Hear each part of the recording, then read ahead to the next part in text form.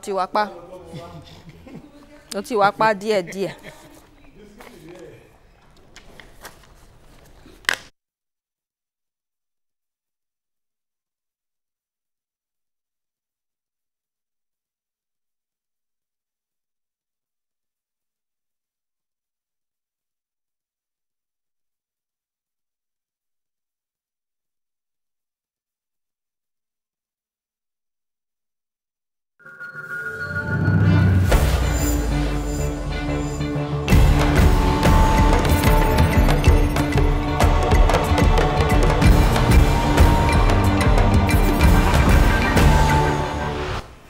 Hello and welcome to Africa Today. I am Esther Mokwariola. Africa and the world finds itself at a critical point in history when terrorism has grown to become a phenomenon, when insurgents having the resilience to strike at will and the power to negotiate for good. From the agony of an endless wait to the hope of a sudden miracle, it is now the case of incontainable joy following the return of the more than 100 Dapchi schoolgirls from Boko Haram captivity. And so we ask, what are your thoughts on the recent release of about 100 schoolgirls by Boko Haram insurgents? You can join the conversation and share your thoughts with us on Twitter at TVC News NG. We take a report now, and Africa Today will continue. Welcome on board. The federal government confirmed that the number of the Dapchi schoolgirls who were abducted last month has now been released. The Minister for Information says the number has risen from 76 to 101, which could still increase with the documentation of more freed girls by the security agency. The minister says the release of the schoolgirls is the outcome of the directive by the President Muhammadu Buhari to secure the release of the 110 Dapchi schoolgirls who were abducted 19 February 2018. Many of the girls, many of the students that were released were not dropped in one place. They were dropped on the road, and they went back, of course, naturally to their parents' houses. They are now being asked to come and be documented at the center. He also said for the release to work, the government had a clear understanding that violence and confrontation would not be the way out, as it could endanger the lives of the girls. As we are here, we start hearing news that this militant, they are coming with a 9 vehicle to Dapchi, with the Dapchi girl in the vehicle. And we saw people in Dapchi start to running away from the town. And we said, no, we can't run away. We have to wait. So far they are coming with the girl. It's something groovy that we cannot escape them. So we wait until these people that enter the town and drop the girls on our presence. This morning when I go with my breakfast to them, I asked them that we have on the news that now the militants are coming with our students that they were abducted. Yeah, are you sure? Yes, this is what I tell them, that I'm sure. From where did you get information? They asked me. I said, I had this information from our neighbor towns. The towns at Gumsa, they just call me and tell me that they drop our girl at Gumsa and now they are heading to our town.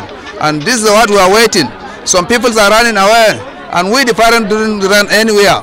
According to reports, the girls were not accompanied by any security personnel. The abductors brought them, dropped them outside the school and left without talking to anyone.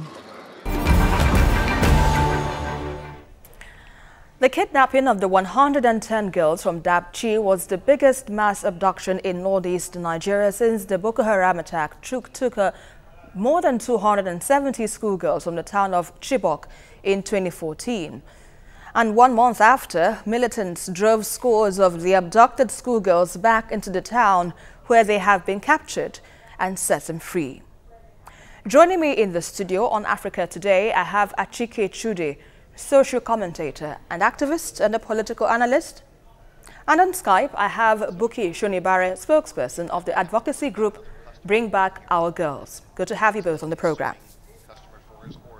Right, let me begin with you now, Achike.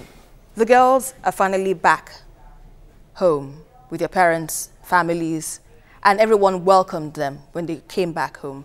But let's talk about how they were able to get them freed, because the reports we have There wasn't any ransom made, according to what the government said, and they were brought in early this morning, and they went back. That's the Boko Haram militants, and returned.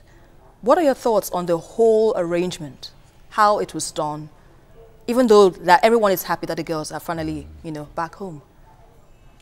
Well, the terrorists have become Father Christmases. If there was no money paid for the girls to be brought back, then what is the essence of engaging in this kind of dastardly action?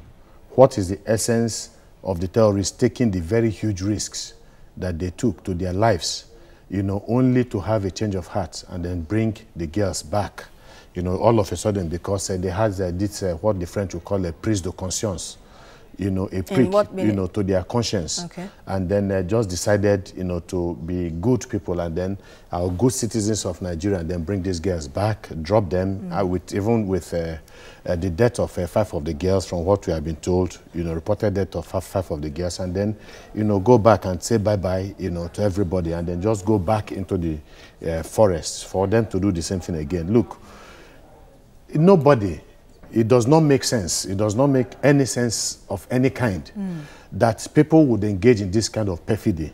People who have killed and who have shown capacity, for remorseless, acts of violence over the years. People who have become hardened in their way of doing things. People who have killed and maimed and raped and looted and burnt, and pillaged. And then all of a sudden they commit this atrocity that that highlights, that shows that they still have capability, to hurt the Nigerian state. And then the government calls them and they sit down with the government and they discuss, and then they tell the government, okay, we are bringing the girls back. And just like that. And nobody believes that. It doesn't happen unless there is something fundamentally wrong with the psychology of the people that brought this, that took them in the first place and brought them back.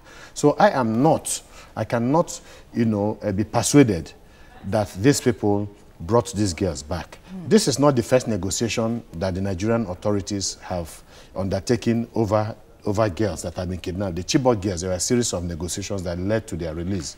So if they had, in the course of discussion over the Chibok girls, they had become so repentant that they just take the girls and return the girls. Then why take another set of girls only to know that you're going to return these girls But let's not back? forget that we have factions already in the Boko Haram, so it might not be the same, it's not the same Abubakar Shekau Yeah, but the same principle applies. Look, we're exceedingly very happy that they have brought these girls back. It's a wonderful thing.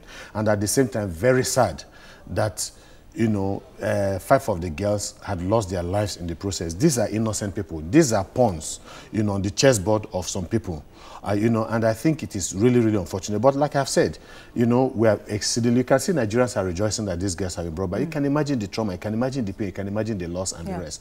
But for the government, for goodness sake, to tell us that they sat with these people, criminals, killers, murderers, ravagers, pillagers, and all of that, with all of these, sentiments about them, for them to, like I said, suddenly have a prise de conscience to do the right thing and then go back into the bush again. I think that is, a bit far-fetched. All right, let me quickly come to you now, Buki Shonibare. From what Achike Chude says, well, it's quite a good news for the group, I believe, BBOG, but on the average, what are you looking at? Because we know that some other girls, that's the Chibok girls, are still held in captivity. What are you looking at in terms of the other girls still held in the den of Boko Haram? First is to say that it's a cheering news that we have some of the girls brought back, at least for the parents who had their girls back and those who have been waiting that long. This is good news for them. And not forgetting the fact that we are grieving that there are 5 of them that have been said to have died, and some are not yet brought back, knowing that it is not all of them. So bearing that in mind, what we are looking at, and when we juxtapose that with that of the Chibok girls, is the fact that at least we know that our girls are somewhere. And like you rightly said, we are now dealing with a factionalized Boko Haram. So it seems that the strategy and the modus operandi for one group, the Shekau group particularly, seems to be different from that of Albanawi, and these are nuances we must pay attention to. So what we are looking at basically is to ensure that we have all of the girls that are still with the Albanawi faction, the Dapchi girls, and all others, because you will, in the news, hear that a girl was brought back that was not part of the Dapchi girls. And these are part of those that were not even talked about. A boy was brought back. So these are some of the details we don't have. And so what we are looking at is the return, release, rescue, whatever is the nomenclature, of all of the abductees with Boko Haram and with these factions. And secondly, the return of all of the Chibok girls. We still have 112 Chibok girls still with these abductors. And it puts on the table the fact that if in less than 30 days we have some of 5 girls that have died, how many more would have died that we don't even know about? So the earlier they are brought back, the better for us. All right, let's quickly go on a short break. Now you're watching Africa Today, and we've been looking at the return of the schoolgirls earlier abducted in Dapchi by the Boko Haram sect.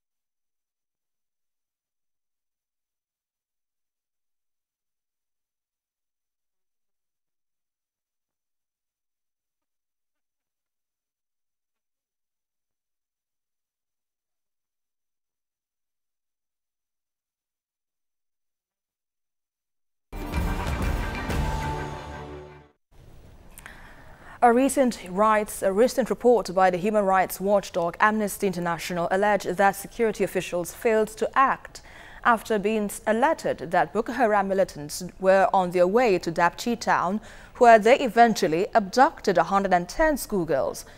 Military officials have now responded to the accusations, suggesting that the group was being economical with the troops and trying to undermine the country's military institution. Now, Achike, from what we understand about the girls' release, Boko Haram warned the parents that if the girls are returned back to the school, they will go back and kidnap them once again. What do you make of such threats, and knowing fully well that the schools in the Northeast are not well, protected, and these girls who have been given the right to education are now being deprived? What do you make of this whole When an situation? organization finds itself in this situation where it issues a threat to a state, like this kind of threat, that if you return these girls to school, they will have them kidnapped again, what are they telling you? That they consider themselves in a position to do exactly what they want to do. And if that is the case, then it means that flies against the statements that we've been hearing from military authorities and the federal government, that they have been technically defeated and that they are on the run. You understand? That is, because if you remember clearly, when the Chibok girls were kidnapped, it was at the zenith, at the height or the apogee of their power, of the military power of the terrorists and the rest. Now you have a situation where girls are being, kidnapped in the same similar circumstance, when Boko Haram is at their lowest ebb in terms of, they are psychologically, operationally, and the rest. It does not make sense. You understand? The fact that they were able to come to Dapchi, did what they did when Boko Haram was at a zenith at a time, and they showed it when the military said that they were on the run and all of that. Then, like I said, it is contradictory. So, and if they're making this statement, and they have shown that they have the capacity to carry out, to make do on the statements that they have made. It shows that they are not exactly in terms of their capacity. Their capacity has not been withered. Their capacity has not been, degraded as the Nigerian authorities are telling us, they are. And so I think it is unfortunate. Now we have seen them that they're on the rise. And that's why when the first question you talked about negotiation, it was not just about negotiation again. Because the implication, if they tell us, I mean, if there is payment, though the government has said they did not pay them anything, which I personally do not believe, because it does not make sense. You understand? But if funds, for instance, were released, you know, in the process of these negotiations, it means that you are giving them, you know, a bigger capacity to be much more daring, to restock their arms and so on, pay their soldiers and all of that, and have more recruits that they are going to pay. There are already insinuations that this is going to be more of a lucrative venture for the people who are, you know, who see this as an easy way to make extra money. Look, in every conflict all over the world, wherever it is, whether it's in Eastern Europe, in the Balkans, whether it's in Africa or any other part of the country, there are people who are making money from that, from that, because it's a business. Weapons have to be sold and all of that. So you have arms merchants, you have middlemen, you have countries also who have also invested so much in production of these weapons and so on. These weapons have to be sold. Foreign exchange have to be made either for governments, or profits have to be made for middlemen and arms dealers and all of that they have made. It shows that they are not exactly in terms of their capacity. Their capacity has not been withered. Their capacity has not been, you know, degraded as the Nigerian authorities are telling us, you know, they are. And so I think it is unfortunate. Now we have seen them that they're on the rise. And that's why when the first question you talked about negotiation, it was not just about negotiation again. Because the implication, if they tell us, I mean, if there is payment, though the government has said they did not pay them anything, which I personally do not believe, because it does not make sense. You understand? But if funds, for instance, were released, you know, in the process of these negotiations, it means that you are giving them, you know, a bigger capacity to be much more daring, to restock their arms and so on, pay their soldiers and all of that, and have more recruits that they are going to pay. There are already insinuations that this is going to be more of a lucrative venture for the people who are, you know, who see this as an easy way to make extra money. Look, in every conflict all over the world, wherever it is, whether it's in Eastern Europe, in the Balkans, whether it's in Africa or any other part of the country, there are people who are making money from that, from that, because it's a business.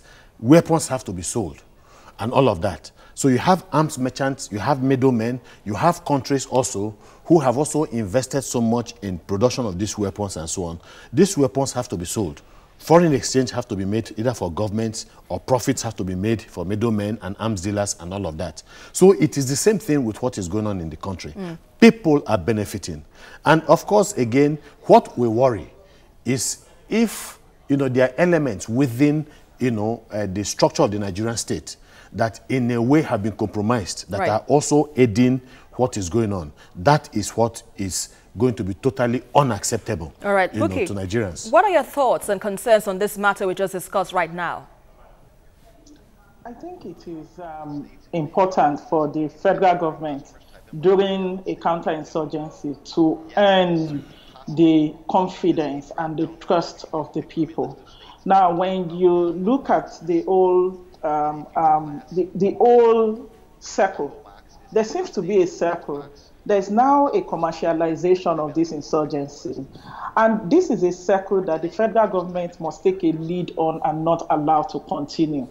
Abduct girls, get the emotions of the people, not just at the local level or the national level, even at the international level. Then you do negotiation, then you pay millions of euros and release some men, and then that happens again. That is a cycle that we cannot allow to continue. Otherwise, this becomes yet another criminal lucrative venture. So how can we break this circle? What would be your advice to break this circle?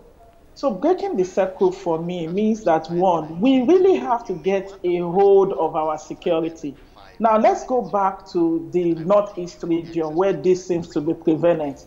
Boko Haram seems to go to boarding schools. They seem to go to schools where there are softer targets like girls, and they abduct them in large numbers and get negotiation per head and get millions of money. So that means we need to make sure that if we want to keep boarding schools open, boarding schools must be extra fortified and secured so that we don't allow Boko Haram to have such.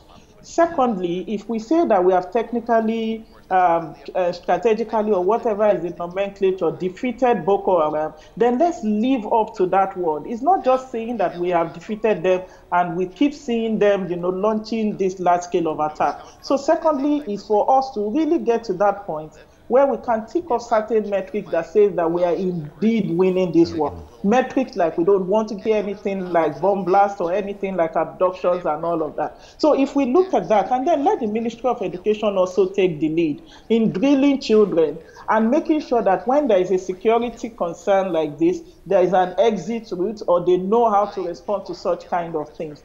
And I would want to put it out that until we are able to get schools secured, we are setting children up by asking them to go back to school if we don't have a minimum standard of security. What has been done now differently that was not done in Chibok Girls issue. When Chibok Girls issue happened, schools were closed down and they were reopened. Dapchi happened. Now, it shows that there were some things that was not done for schools to be secured. Now that some schools have been shut down, what is the federal government doing currently to make sure that when those schools are reopened, we don't have another reoccurrence? And now you've, okay, let me quickly come in here. Now you've mentioned the thoughts about the girls, fears of the girls going back to school. What other ways now, okay, rather, what implications do you think this might have on girl-child education, especially in the Northeast? And how can we, make it a priority that girls have a right to education, even though that there is, a challenge at this point? See, we seem to be working at two opposite ends. One, we are screaming that we want more girls to go to school. Secondly, we are not securing the communities and the school enough to keep those children in school. So we have a dilemma. And the children and the parents now have to make a choice between going to that school we ask them to go to and either staying alive or being abducted. If we want children, girls particularly, to go to school, then let's keep those schools safe for them. So it is not enough for us to just come up with nice hashtags or say that children or girls should go to school. We must have everything in place to make sure that they go to school. The Northeast has one of the highest percentage of out-of-school children across the world. And beyond that, the percentage of that 10.5 million that we've been playing around with for long, the higher percentage of it are actually for the girls. So why do we ask them to go to school when we are not secure? So again, it goes back to the responsibility on the government. Can we, for instance, have a minimum safe school bill, for instance, that says that schools must be secured at a particular level? Otherwise, we will simply be going around the circles and setting children up for being abducted. And we hope that the government does its best to secure the children in schools in the Northeast especially. Thank you very much, Buki Shonibare, for your contributions on Africa Today. So now let's wrap up with the show with you now, Achike. Yeah. From what she said, definitely she really made some valid points there. But going forward, are we looking at a total defeat of Boko Haram, even though Amnesty International has released a report indicting the army of failing to act when they were initially warned of, an impending attack by Boko Haram? How can we successfully say we have defeated Boko Haram? Well, I think in the days to come, we'll hear more about the accusation by Amnesty International and the denial by the Nigerian army. I'm sure a lot more will. We've not heard the end of it. But I think one of the things that those who are resisting acts of terrorism and fighting terrorist countries mainly, one of the things they say is that the activities of the terrorists is to change our way of life. And so you hear government officials everywhere, all over the world, saying that they will not allow the terrorists to determine the kind of life the society will live and all of that. So if, for instance, they are saying that the girls must not be taken back to school and they succeed in having their way and the girls are kept at home, then it means that the terrorists have succeeded in changing our way of life. That is totally unacceptable. What you also asked again about what to do in the wake of what has just happened, I would expect that a very serious country, that is sufficiently angry about what has happened, and a well-resourced country, would go after each of these terrorists that committed this action, each of them. We've had a country, in the world years back when the same thing happened to their athletes. The entire Olympic athletes were kidnapped then by an organization designated them by some people as a terrorist organization. All their entire athletes were wiped out. What did they do? It took years. Across continents, across countries, they went after every single person that was involved in that action and wiped them out. I would expect, because these people have been emboldened by what they have done, especially if they have collected cash in the process, they will do it again, they will strike again. They are people without conscience, without any moral compunction, any ethical, consideration, any moral imperative. But let's not forget that fighting terrorism isn't a one-day It is not a one-day thing. fight. And that is why when the Americans, 9/11 happened, they told us it was going to take decades, before they win the war. It has lasted, first decade, second decade, and all of that. You hear Nigerian, security people, coming to tell us that within 3 months they wipe them out, within 6 months they wipe them out. It tells you that they don't even have a basic understanding of what this kind of terrorism, especially as we see it in the world today, is all about. So I would expect that the anger of the Nigerian state will be brought to bear on the people who have done this. If the Nigerian state is not in any way compromised in the process, they will go after all of these people, profile all of these people that took part in this thing that has happened, avenge the death of the 5 girls that have been killed, and so on. The state must stand up for its citizens. The state must show anger on behalf of citizens. I am angry, and I'm bitter, and I'm grieved that this kind of thing continues to happen in my own country. I love this country. We cannot, it's an embarrassment and a shame, that the biggest black country in the world finds itself in this kind of dilemma, in this kind of quagmire.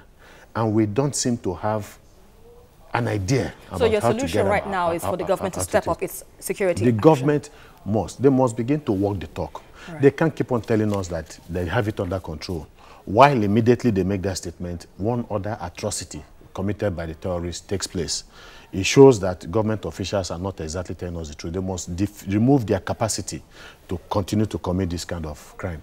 And we certainly hope that all hands must be on deck and everything must be done, to ensure that this doesn't happen again. Thank you very much, Achike Chude, for your contribution, as well as Buki Shonibare, advocacy member of the Bring Back Our Girls group. Thank you very much for your contribution on Africa Today. It is the end of another day of shock mixed with gratitude in Dapchi town, where families will be going to bed, perhaps not with both eyes closed, but not given a second thought of sending their girls back to school first thing in the morning. And after more than 8 years of going on rampage, it is time for Nigerians in high places to stop playing politics with agents of brutality, but ensure that never again doesn't mean again and again. And that is our package for today. But don't forget to join the conversation as usual on Twitter at TVC News NG, and follow me for updates around Africa at Esther TVC News. Until the next one, I am Esther Mokwariola, and always remember, this is Africa. Bye for now.